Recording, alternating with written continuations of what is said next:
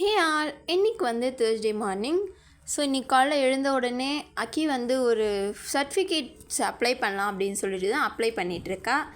Apply பண்ணி முடிச்சுட்டு நாங்கள் இன்றைக்கி காலையிலே சமைக்கல, கொஞ்சம் அதிகமாக தான் சமைச்சோம்.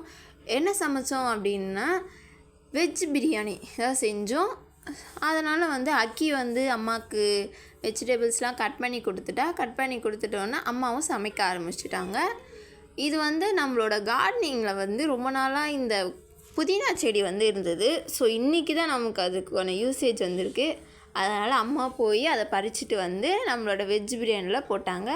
போட்டதுமே செம்ம டேஸ்ட்டாக இருந்தது. அது சமைச்சிட்டு நெக்ஸ்ட்டு வந்து கூட வந்து சைடிஷ்ஷாக வந்து சோயா தொக்கும் ரைத்தாவும் செஞ்சுருந்தாங்க.